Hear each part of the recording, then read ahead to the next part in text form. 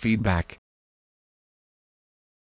Feedback is a process in which information about the past or the present influences the same phenomenon in the present or future.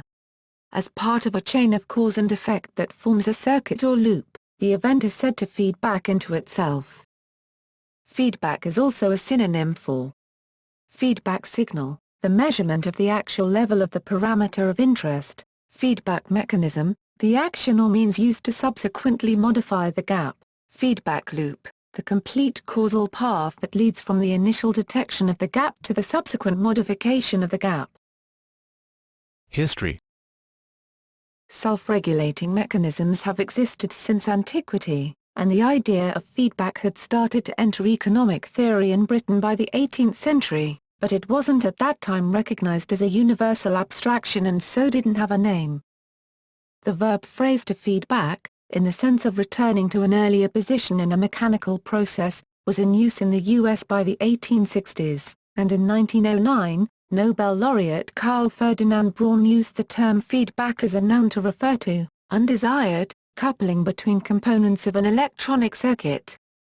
By the end of 1912, researchers using early electronic amplifiers, audions, had discovered that deliberately coupling part of the output signal back to the input circuit would boost the amplification, through regeneration, but would also cause the audion to howl or sing.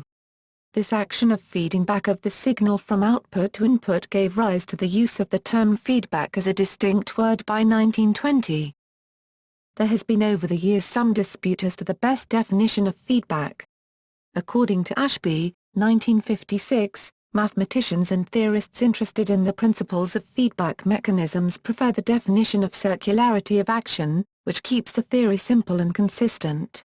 For those with more practical aims, feedback should be a deliberate effect via some more tangible connection. Ramey-Prasert, 1983, defines feedback generally as information about the gap between the actual level and the reference level of a system parameter that is used to alter the gap in some way. He emphasizes that the information by itself is not feedback unless translated into action. Types. Feedback is commonly divided into two types, usually termed positive and negative. The terms can be applied in two contexts.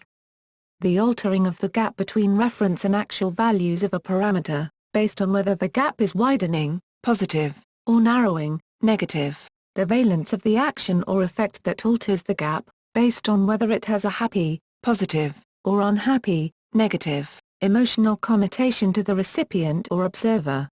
The two contexts may cause confusion, such as when an incentive, reward, is used to boost poor performance, narrow a gap. Referring to context 1, some authors use alternative terms, replacing positive-negative with self-reinforcing self-correcting, reinforcing balancing, discrepancy-enhancing discrepancy-reducing or regenerative-degenerative respectively. And within context 2, some authors advocate describing the action or effect as positive-negative reinforcement or punishment rather than feedback. Yet even within a single context an example of feedback can be called either positive or negative, depending on how values are measured or referenced. This confusion may arise because feedback can be used for either informational or motivational purposes, and often has both a qualitative and a quantitative component. As Connellan and Zink, 1993, put it, the terms positive-negative were first applied to feedback prior to WWII. The idea of positive feedback was already current in the 1920s with the introduction of the regenerative circuit. Free and Jensen, 1924, described regeneration in a set of electronic amplifiers as a case where the feedback action is positive in contrast to negative feedback action, which they mention only in passing. Harold Stephen Black's classic 1934 paper first details the use of negative feedback in electronic amplifiers. According to Black. According to Mendel, 2002, confusion in the terms arose shortly after this. Even prior to the terms being applied, James Clerk Maxwell had described several kinds of component motions associated with the centrifugal governors used in steam engines, distinguishing between those that lead to a continual increase in a disturbance or the amplitude of an oscillation, and those that lead to a decrease of the same.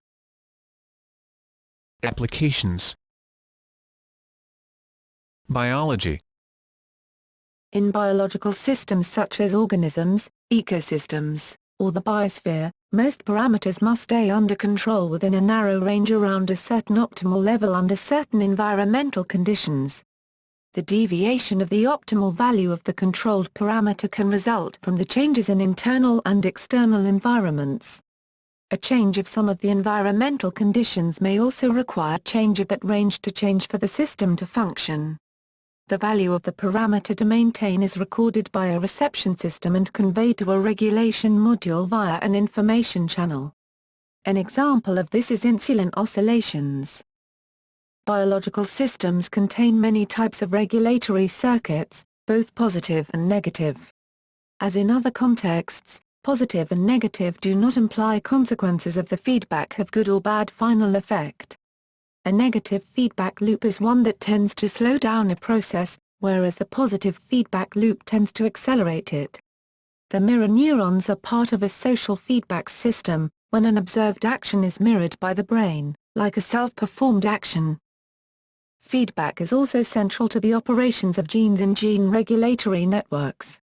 Repressor, CELAC repressor, and activator proteins are used to create genetic operons, which were identified by François Jacob and Jacques Monod in 1961 as feedback loops.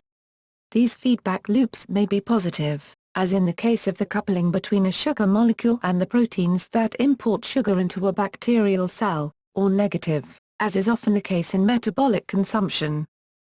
On a larger scale, feedback can have a stabilizing effect on animal populations even when profoundly affected by external changes, although time lags in feedback response can give rise to predator-prey cycles. In zymology, feedback serves as regulation of activity of an enzyme by its direct product, S, or downstream metabolite, S, in the metabolic pathway, see allostric regulation. Hypothalamo-pituitary adrenal and gonadal axis is largely controlled by positive and negative feedback, much of which is still unknown. In psychology, the body receives a stimulus from the environment or internally that causes the release of hormones. Release of hormones then may cause more of those hormones to be released, causing a positive feedback loop. This cycle is also found in certain behavior. For example, shame loops occur in people who blush easily. When they realize that they are blushing, they become even more embarrassed, which leads to further blushing, and so on. Climate science. The climate system is characterized by strong positive and negative feedback loops between processes that affect the state of the atmosphere, ocean, and land.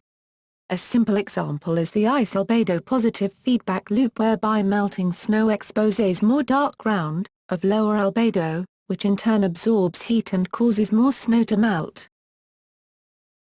Computer science. Recursion is a computer programming technique whereby a function is defined so as to invoke itself, or a data structure is defined by reference to itself. This allows an elegant solution to problems such as searching a tree or calculating factorials. Control theory.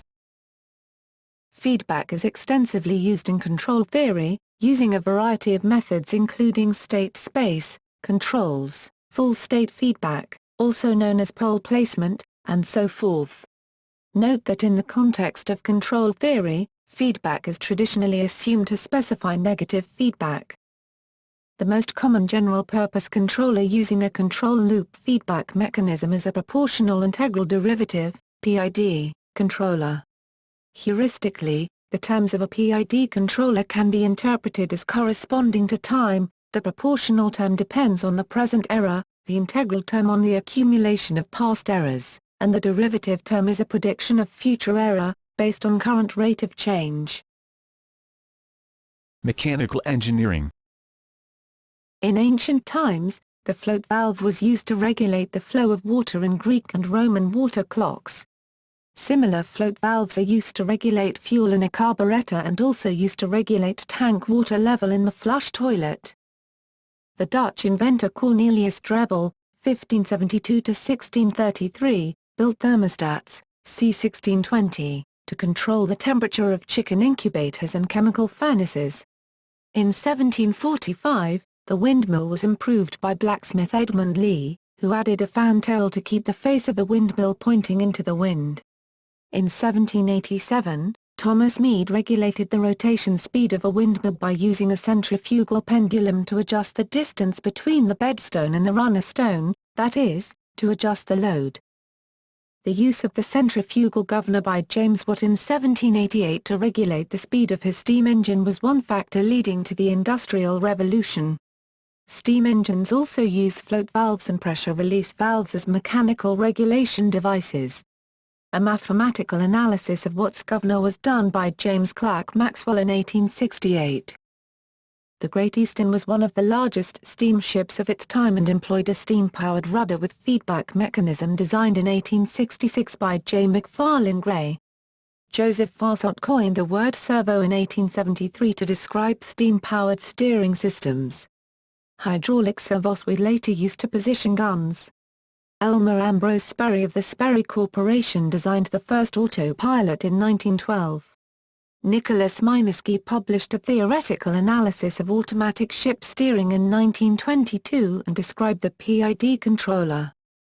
Internal combustion engines of the late 20th century employed mechanical feedback mechanisms such as the vacuum timing advance, but mechanical feedback was replaced by electronic engine management systems once small, robust and powerful single-chip microcontrollers became affordable. Electronic engineering. The use of feedback is widespread in the design of electronic amplifiers, oscillators, and logic circuit elements. Electronic feedback systems are also very commonly used to control mechanical, thermal and other physical processes. If the signal is inverted on its way round the control loop, the system is said to have negative feedback. Otherwise, the feedback is said to be positive. Negative feedback is often deliberately introduced to increase the stability and accuracy of a system by correcting unwanted changes. This scheme can fail if the input changes faster than the system can respond to it. When this happens, the lag in arrival of the correcting signal can result in overcorrection, causing the output to oscillate or hunt. While often an unwanted consequence of system behavior, this effect is used deliberately in electronic oscillators. Harry Nyquist contributed the Nyquist plot for assessing the stability of feedback systems.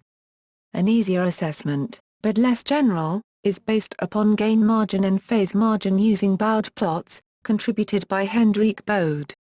Designed to ensure stability often involves frequency compensation, one method of compensation being pole splitting.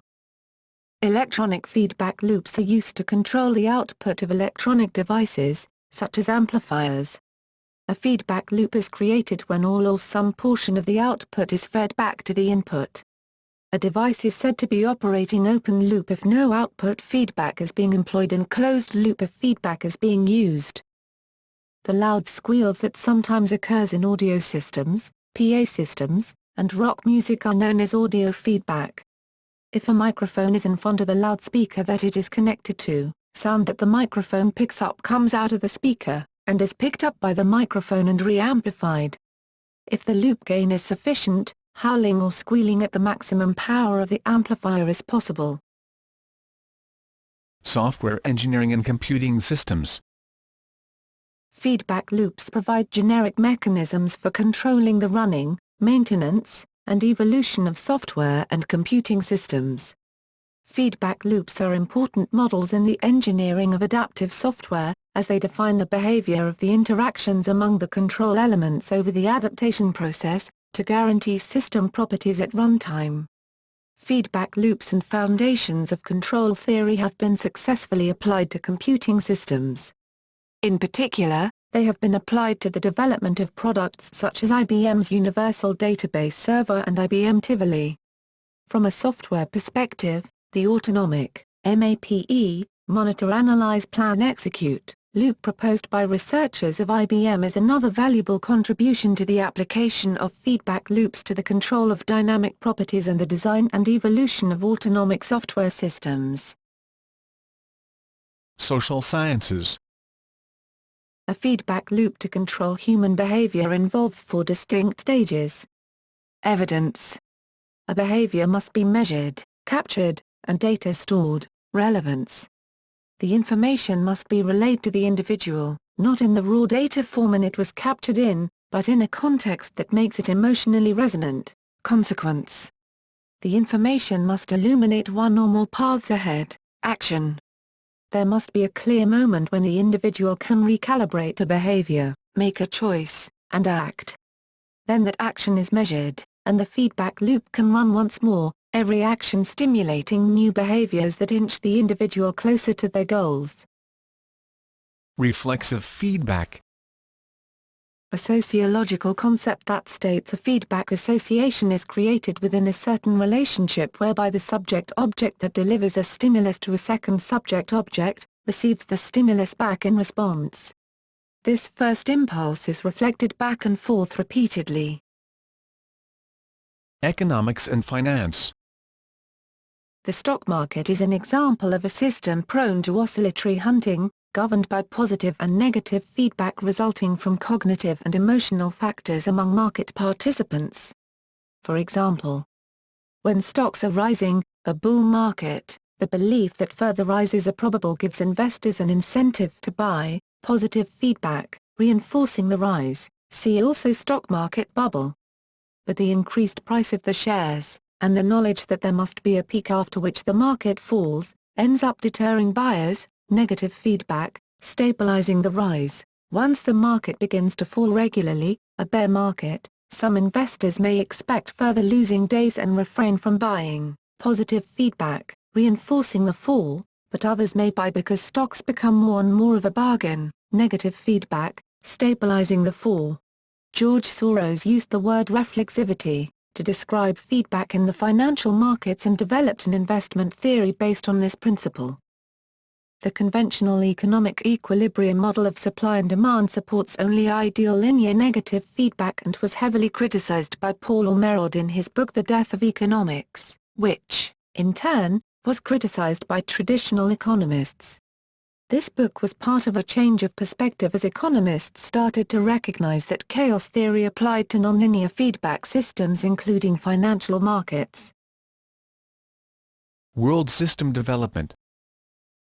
The hyperbolic growth of the world population observed till the 1970s has recently been correlated to a nonlinear second-order positive feedback between the demographic growth and technological development that can be spelled out as follows: technological growth, increase in the carrying capacity of land for people; demographic growth, more people, more potential inventors; acceleration of technological growth, accelerating growth of the carrying capacity; the faster population growth, accelerating growth of the number of potential inventors; faster technological growth, hence, the faster growth of the Earth's carrying capacity for people, and so on. Education. In the majority of universities, teachers decide learning objectives and feedbacks to students. Learners have different conceptions of learning activities and preconceptions about hierarchy in education. Some may look up to instructors as experts in the field and take to heart most of the things instructors say. This is the subject of study in the field of formative feedback, or formative assessment. A different application of feedback in education is the System for Continuous Improvement of Engineering curricula monitored by the Accreditation Board for Engineering and Technology, ABET. Government. Examples of feedback in government are legal system, elections, mass media, revolution, surveys. Email administration. A mechanism to alert the purported sender of an email with information about the email. In organizations. As an organization seeks to improve its performance, feedback helps it to make required adjustments. Feedback motivates many people in the workplace. People who receive negative or positive feedback must decide how to apply it to their job. Joseph Folkman says that to find the greatest level of success in an organization, working with other people, a person should learn how to accept any kind of feedback, analyze it in the most constructive manner possible, and use it to further impact future decision-making. Sturman, 2000, p. 14, makes the point that the use of the term feedback in organizations can sometimes be misleading. Examples of feedback in organizations: financial audit, performance appraisal, shareholders meeting, marketing research, 360-degree feedback, walkout, lockout. In psychology, One application of feedback in psychology, education, and organizations is feedback intervention. Defined as actions taken by an external agent, S, to provide information regarding some aspect, S, of one's task performance. Despite common beliefs that such feedback is typically effective, Kluger and Anisi, 1996, reported a meta-analysis that showed that in 38% of the experiments published between 1905 and 1992, feedback caused a decline in performance. Moreover, the decline in performance was not related to whether the feedback was positive or negative, that is, encouraging or critical. This result was explained with Higgins' self-discrepancy theory. Specifically, positive feedback seems to improve motivation and performance when people are promotion-focused, doing things out of a desire. Working on a task requiring creativity. Whereas negative feedback improves performance when people are prevention-focused, doing things out of an obligation. Working on a task requiring vigilance.